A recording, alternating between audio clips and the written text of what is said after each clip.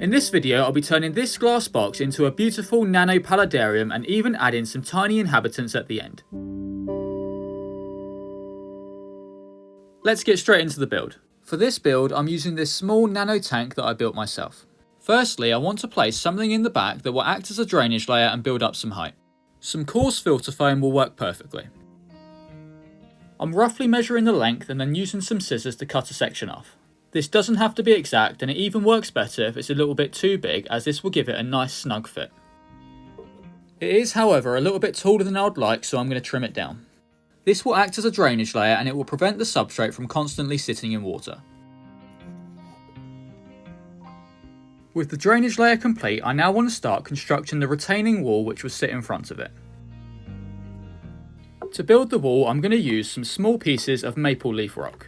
I've been using these quite a lot recently because they've got such nice detail, colour and texture.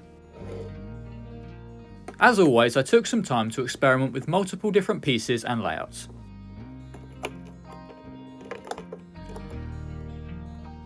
I ended up settling on these 3 rocks. The next task is locking them together with the superglue and tissue method. It's very important this is done, as they simply won't stay in place if not. I often get asked if this method is safe for live plants and creatures. The answer is yes, as once the glue's dry, it's inert and won't leach anything or change any parameters. Here's the retaining wall all glued together. I really like how it looks, but there's something that needs to be done before I can move on with the build. I need to fill in all these gaps and cracks between the rocks and glass. To do this, I'm simply going to use some leftover black filter foam. I'm tearing it up into smaller pieces and then using some tweezers to wedge it in place. If I don't fill these gaps, the substrate will fall down into the water area of the paludarium, which is certainly not ideal. For this build, I want to have a background that the plants can grow on and up. Tree fern panel is a great way of achieving this. I'm taking some measurements and then cutting the panel to size accordingly. Climbing plants and moss absolutely love growing on this stuff as it retains water really well. However, it can be a bit more on the expensive side, but I'd say it's worth it.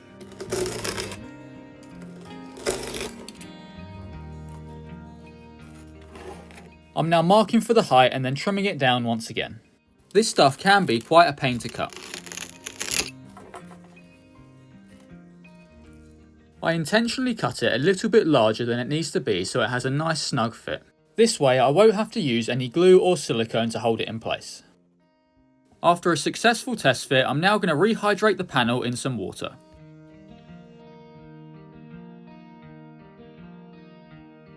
Now it's fully hydrated, I'm going to place it back inside the paludarium.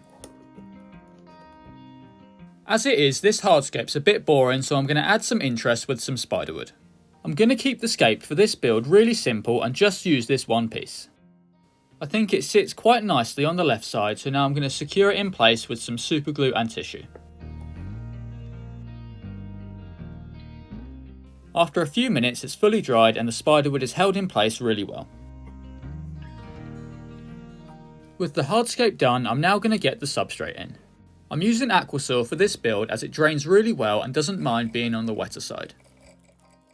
As you can see, the retaining wall is holding the substrate in place perfectly.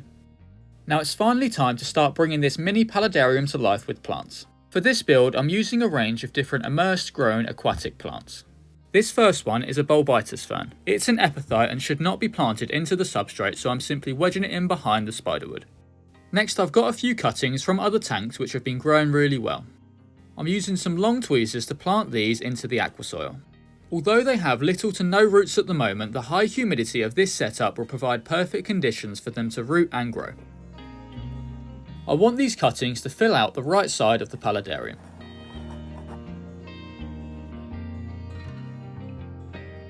I think the variety in leaf size, shape and texture really helps bring a natural look. Next, I'm going to plant some cuttings of hydrocotyle.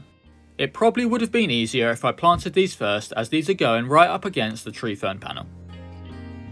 This is a fast growing plant that loves to climb, so it will do great growing up the background.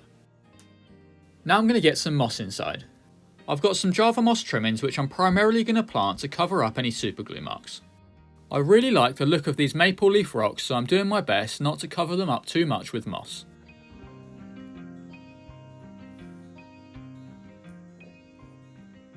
As all of these are aquatic plants, they're prone to drying out. A quick spray will prevent this. I felt like the tank was lacking something, so I'm going to plant in this Anubias. Same as the Bulbitis fern, this plant's an epiphyte, so I'm simply wedging it in place. With the planting done, I'm now going to move on to the foreground. I've got some fine gravel which I think will be perfect for this scape.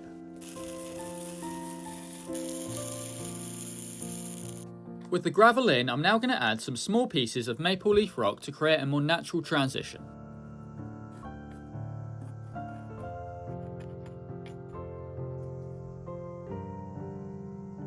Now it's time to fill the Paludarium up with water.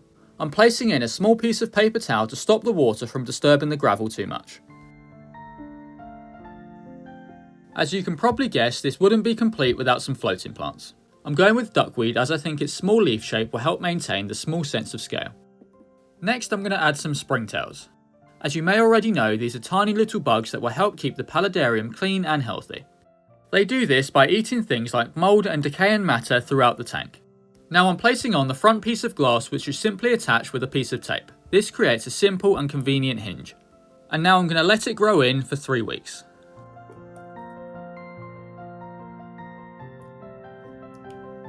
Three weeks later and this nano Paludarium is doing great.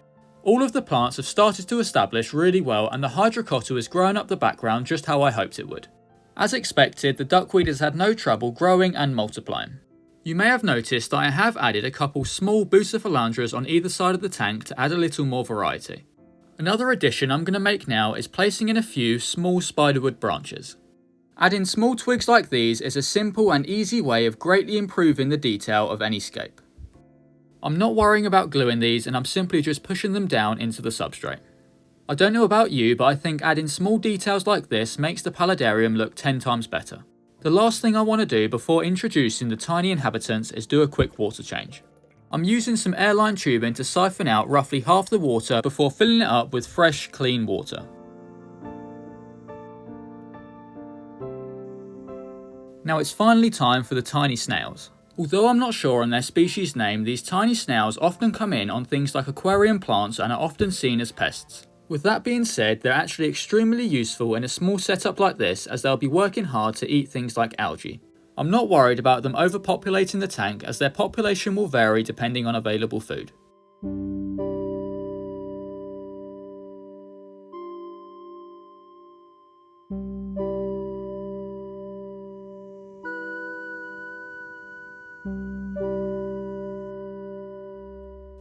If you enjoyed this video, drop it a like and why not subscribe so you don't miss any future builds or updates. As always, thank you for watching.